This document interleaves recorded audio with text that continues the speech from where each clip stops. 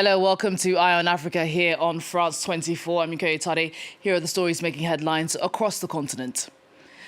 Khartoum's international airport's vicinity suffers a drone strike just one day before domestic flights were set to resume for the first time in over 2 years. The crisis at the phosphate processing plant in the Tunisian city of Gabès deepens as workers walk off the job. The strike follows weeks of protests over the factory, which residents say is to blame for a spike in serious health issues in the city. Hundreds of Ivorians flee to Ghana fearing potential unrest just days ahead of a critical election.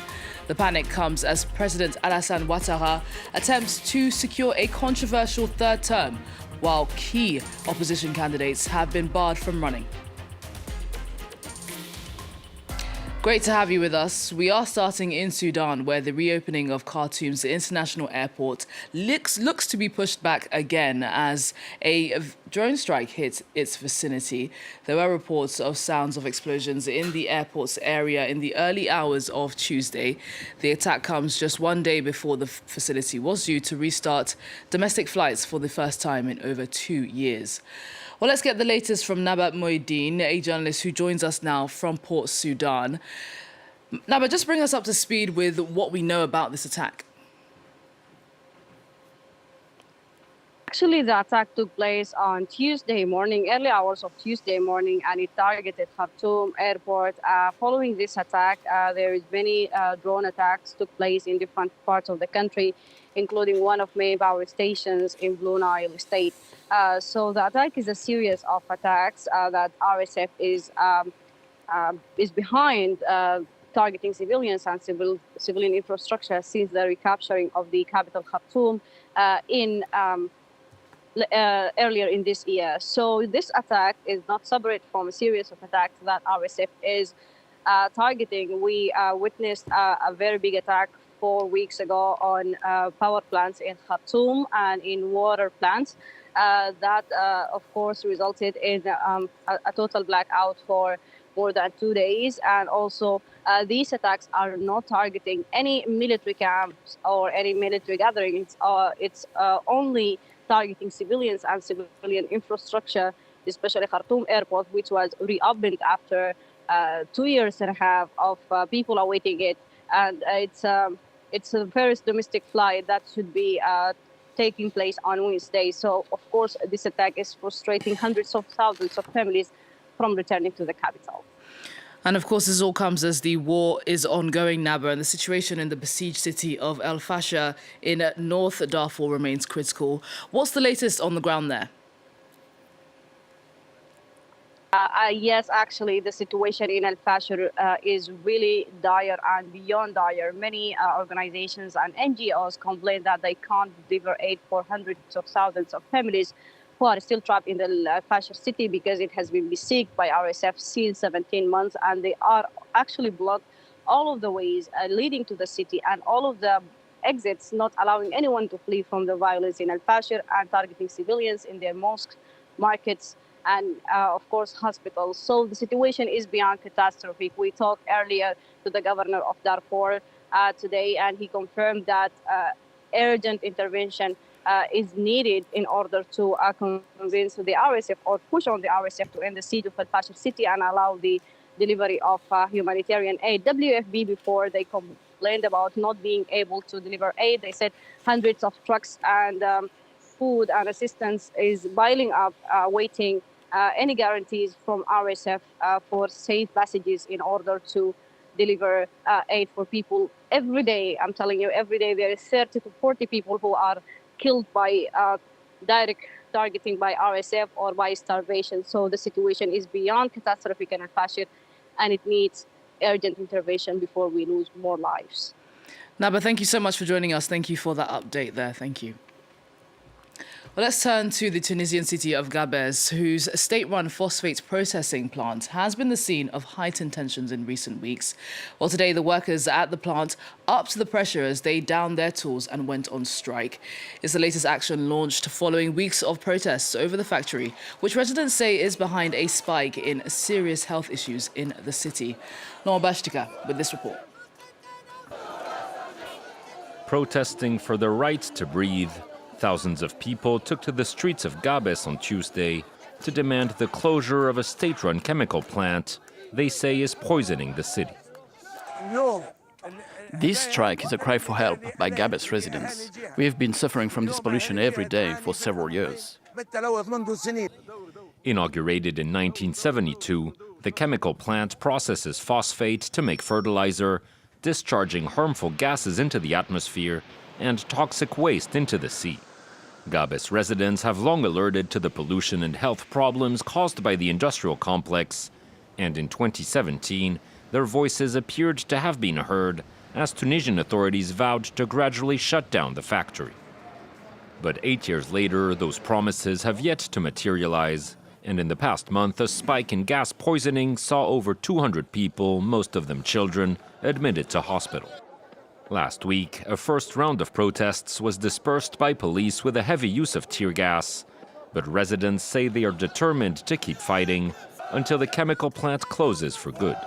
We want the government and the ministers who are working on this issue to act and to dismantle the industrial complex.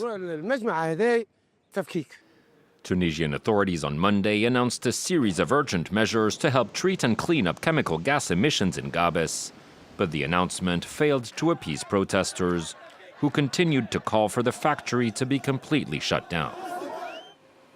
Next, delegations from Kinshasa and Kigali are in Washington today in what is the latest diplomatic push to bring peace to the east of the Democratic Republic of Congo. It's the third session under the Joint Security Coordination Mechanism established as part of the peace agreement signed in June. Talks are set to focus on Kinshasa's demands, particularly its request for Kigali to take steps towards lifting what it calls defensive measures. Well, despite the ceasefire agreement, fighting has been ongoing between the DRC's forces and the Rwandan-backed M23 rebels.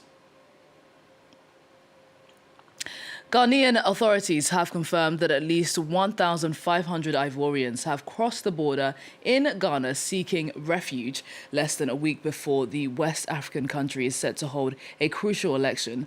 The group, made up largely of women and children, claim they are fleeing for safety ahead of the vote.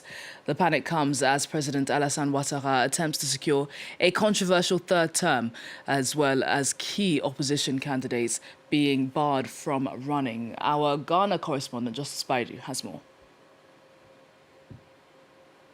The Ghana Refugee Board that has been busily registering these new arrivals over the last 1 month say many of those that are coming in say they fear for their lives days before that crucial election happens in Ivory Coast. A lot of these refugees are currently being held at the Ampain refugee camp in Ghana's western region, close to the border town of Elubo. According to the head of the refugee board, if the situation worsens, facilities in some of these camps may be stretched beyond their capacity.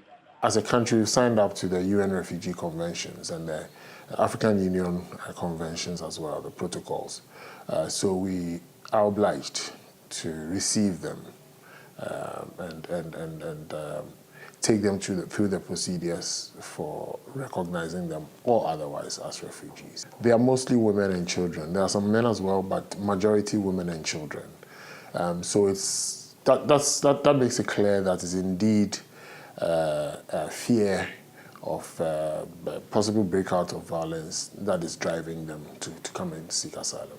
This latest influx of refugees into Ghana ahead of this election is a grim reminder of Ivory Coast's turbulent political history. The country's stability has yet again been tested by President Alassane Ouattara's controversial decision to run for a fourth term in office, a decision that has stirred widespread protest in some parts of the country ahead of the election. In 2011, around 17,000 refugees crossed over the border between Ivory Coast and Ghana into Ghana when the country's elections in 2010 turned violent. Shifting gears now, in Morocco, horsepower isn't just for cars, it's a centuries-old tradition. Every year, the Al Jadda horse race show brings together riders, horses and fans to celebrate Tabourida, a Moroccan equestrian performance dating back to the 16th century. It recreates military drills with aerobatics, galloping and synchronized rifle fire, all performed in traditional Arab Amazigh costumes and customs. Oliver Bizio takes a look. History gallops on in Morocco.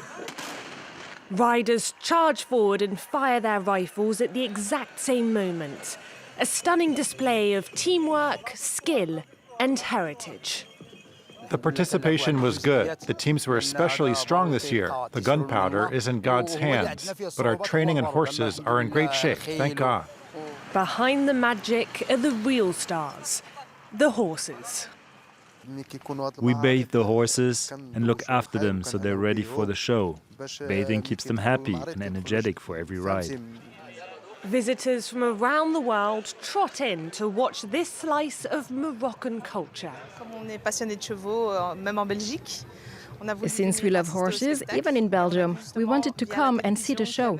We even saw on TV that there was a horse show in El Jadida, so we came mainly for the Tabourida, because it truly represents Morocco's heritage and culture. With over 800 jockeys, it's safe to say this event isn't horsing around, and the tradition is riding high.